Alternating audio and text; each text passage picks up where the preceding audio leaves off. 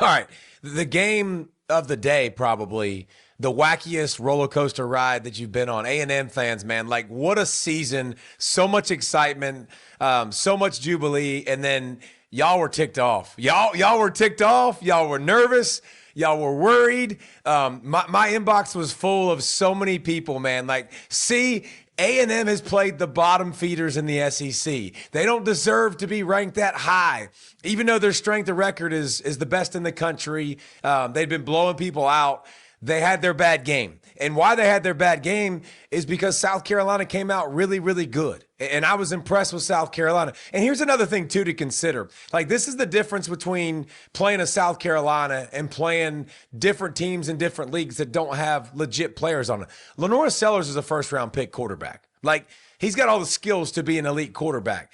Dylan Stewart is a top 15 pick at outside linebacker / defensive end, rushing the passer. Like, Nick Harbor is a draft pick. Swain, like all those guys I just named wrecked this game. Like, Sellers coming out with a new OC, South Carolina. Shane Beamer's been unbelievable in these games. Like, the interesting interview and halftime, reactions that I've seen has been interesting. We'll discuss that. But Shane Beamer in November against ranked teams going into this game was 6-1.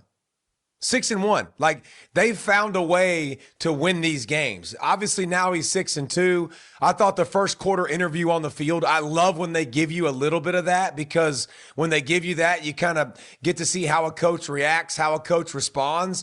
And dude was fired up, and he was like, this is a team we beat by 24 a year ago. Like, we're not surprised, full of confidence. And South Carolina did everything right in the first half. They forced turnovers. They made some big plays. Mike Fury took over his play calling from Shula after Shula got fired a couple weeks ago, and the offense looked better. Like, I love the way they use Lenora Sellers as a decoy. I love the trick play early with the reverse pass to him. Like, they had it all working.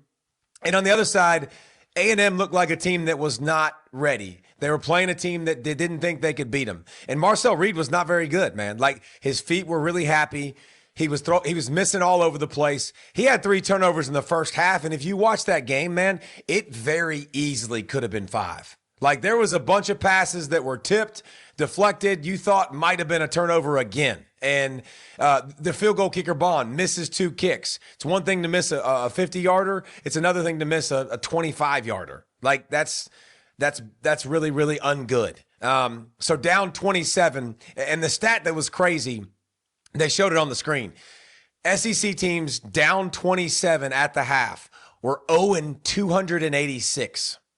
Shane Beamer's jacked up, walking to the tunnel, throwing his hands up because this game's over. It's a wrap, right? Like, there's no way possible that they're ever going to come back. The Aggies have never come back to that deficit ever in the history of their school. Reed looked out of sync. They looked, and it wasn't just Reed, by the way.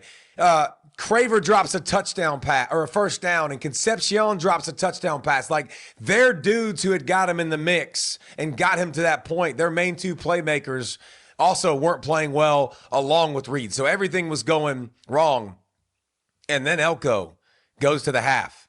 And I don't know what they gave him to drink, but the significant spike in energy, man, like significant spike. You could tell they were more juiced, more energetic, finishing plays better.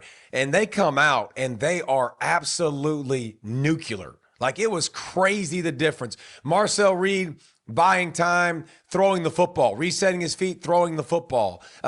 They ran the football so much more effectively because they were negative yards in the first half.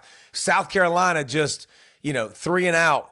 And it wasn't like it took a lot of time for A&M to get back in the mix. Like, they scored 3 touchdowns in the third quarter just like that. Like, it was absolutely nuts how fast that avalanche happens. And it shows you, man, like, this is another way for A&M to play. If you can't run the football, if they want to go no huddle and up tempo, they showed themselves they could do it. And South Carolina, I think the big play was Marcel Reed, first drive coming out, 4th and 13. Most human beings don't do this, but they're kind of at midfield, and Elko knows, like, we ain't got many shots. Like, we're only going to get the ball so many times. And he scrambles, picks his feet up, does a great job avoiding the spy, gets the first down, bang, bang, bang. Next thing you know, they score a touchdown, stop them. Next thing you know, score a touchdown again. And then it was very much complimentary football, man. Like, the defense played well. Special teams played great. They had everything absolutely rolling. The only thing that was strange is you probably assumed it was Concepcion and Craver. Concepcion was out of this world. He was big time. Punt return was really good, but also 158 receiving. But it was Bethel Roman. Like, it was the others. He had over 100. It was Williams making catches, who made his first catch of the season, which was a tough touchdown on the sideline with a nice developing route. So it was different characters. How about this? You know, Owens leaves the game hurt. Moss is already hurt. E.J. Smith comes in, and Emmitt Smith's son, and is toting the rock and running physical, running people over. Different cast of characters, different people that were able to come in, make plays. The defense in Cassius Howell did well. Morrow, the freshman, you know, he's definitely shows you some flashes. He's got some elite speed, and then the play on the goal line we could talk about, like Colin Klein. What are we doing near the goal line? But you think about coming into this game, all we heard about was Mike Elko getting an extension, getting more money, putting 6 years on, A&M doing things they've never done in the history of their school. A&M, and there's not a lot of, they looked like they got punched in the face, and they looked like a dazed boxer in the first half. But to their credit, man, and to their character, it says a lot about who A&M is moving forward. Weren't phased, continued to play, different others made plays, continue to step up. Next thing you know, you look up, man, and they're right back in the game. And then they take the lead.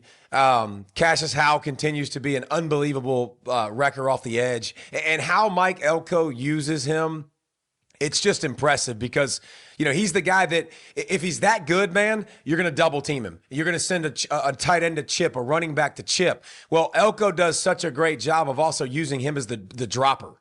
So if you spend 2 resources on him to make sure he doesn't wreck the quarterback, well, they're bringing the blitz from other areas. And they were really aggressive, adding guys to it. So you had all that coming into it to get punched, but to punch back and to respond, and to score 28 unanswered. 28. Should have been more. They really shot themselves in the foot near the goal line.